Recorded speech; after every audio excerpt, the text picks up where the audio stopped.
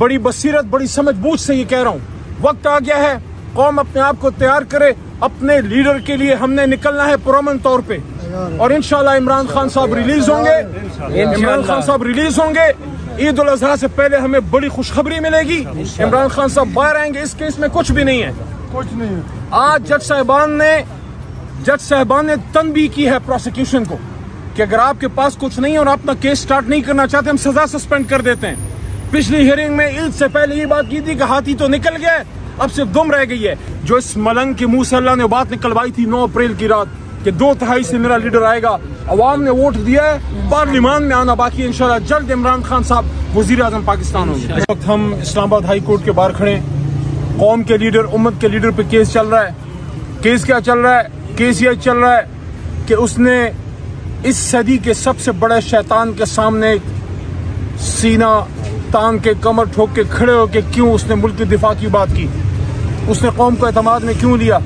इमरान खान साहब का गुनाह यह है कि उसने कौम को बताया उस बैन अल-अक़वामी साजिश, मुदाखलत या जो भी आप उसको कहें, जिसके बुनियाद पे ला इलाहा इल्लल्लाह मुहम्मदुर रसूलुल्लाह के नाम पे बना हुआ मुल्क, उसकी हुकूमत की तब्दीली के अहकामात अमरीका से आए। सन 47 में मुल्क आज़ाद हो चुका था। इस मुल्क की आज़ादी के लिए बेशुमार शहीद हैं, वर्दी में, बगैर वर्दी के, अंधेरी रातों में, जो अपनी तन मन धन की बाजी लगाते हैं, जिसकी वजह से पाकिस्तान महफूज है। इसकी बुनियादों में शहीदों का खून है। मेजर अजीज भट्टी जब शहीद हुआ, या राशिद मिन्हाज जब शहीद हुआ, या जब हमारा कर्नल शेर खान शहीद हुआ, इसलिए शहीद नहीं हुआ था कि जिस उसूल पे उन्होंने शहादत दी कि पाकिस्तान की सलामती पे कोई कॉम्प्रोमाइज नहीं, कल को उसी मुल्क का वजीर आजम उसी उसूल पे उसको सजा दी जाएगी, उसको जेल में डाला जाएगा। इमरान खान साहब ने कोई गुनाह नहीं किया, उन्होंने कोई जुर्म नहीं किया, उन्होंने वो किया जो उनको करना था। मुल्क के वजीर आजम का इस्तेकाक है, वो फैसला करेगा। 22 करोड़ अवाम का नुमाइंदा वजीर आजम फैसला करेगा कि नेशनल इंटरेस्ट क्या है।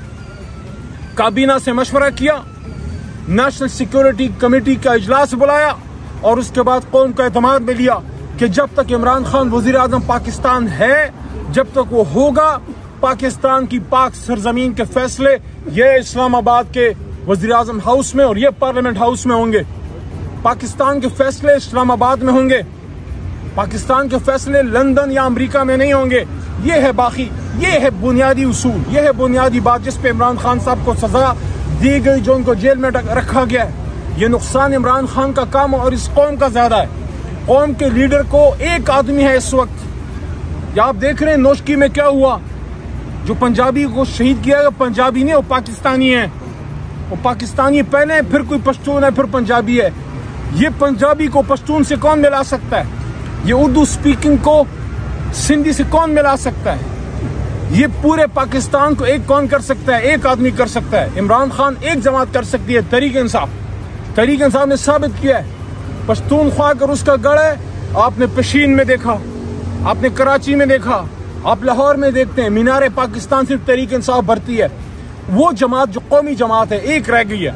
माजी में पीपल्स पार्टी थी, एक लीडर कौम का, उसको इस बात पे सजा दी जा रही है कि उसने कौम की नेशनल इंटरेस्ट में कौम को बताया कि कौम के अंदरूनी मामलात में बाहर से मुदाखलत हो रही है।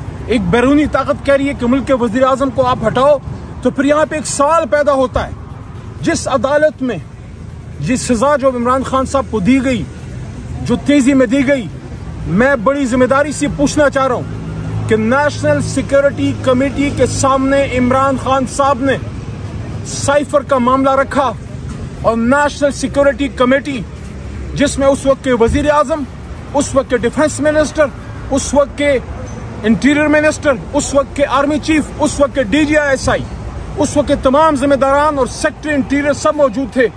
क्या उस अदालत ने जिसने ये केस चलाया उसने हिम्मत दिखाई? बुलाना चाहिए था। फिर अगर आपने मुल्क के वजीर आजम पे साइफर के मामले में मुल्क से गद्दारी या सीक्रेट आउट करने की बात रखी, तो फिर आप में हिम्मत होनी चाहिए थी। आप बुलाते उस वक्त के आर्मी चीफ को, आप बुलाते उस वक्त के DGI को, पूछते उनसे कि क्या उनकी भी ये राय है, क्या वो भी ये समझते हैं? और अगर वो ये समझते थे तो फिर क्या उन्होंने उस नेशनल सिक्योरिटी कमेटी की मीटिंग में ऑब्जेक्शन किया? कि मिस्टर प्राइम मिनिस्टर, आपको साइफर पे बात नहीं करनी चाहिए, ये नेशनल सिक्योरिटी के खिलाफ है। नहीं, वो सब एक पेज पे थे। जब नेशनल सिक्योरिटी, ये बड़ी इंपॉर्टेंट बात मैं कर रहा हूं, आज तक शायद मीडिया में किसी ने ये बात करने की हिम्मत नहीं की कि उस नेशनल सिक्योरिटी कमेटी ने जब एलामिया जारी किया कि डिमार्च किया जाए अमेरिका के सफीर को कि आपने हमारे अंदरूनी मामलात में खुलम खुला मुदाखलत की है, तो वो फैसला, वो एलामिया सिर्फ इमरान खान वज़ीर आज़म पाकिस्तान का नहीं था, वो नेशनल सिक्योरिटी कमेटी का था, जिसमें उस वक्त के डिफेंस मिनिस्टर थे, उस वक्त के डिफेंस सेक्रेटरी थे, उस वक्त के इंफॉर्मेशन मिनिस्टर थे, उस वक्त के मिनिस्टर इंटीरियर थे, उस वक्त के सेक्रेटरी इंटीरियर थे, उस वक्त के आर्मी चीफ थे, उस वक्त के DGI थे। क्या इन सब पे फिर आपको केस नहीं करना चाहिए था? फिर सब पे केस करे ना। फिर इमरान खान साहब को क्यों टारगेट किया जा रहा है?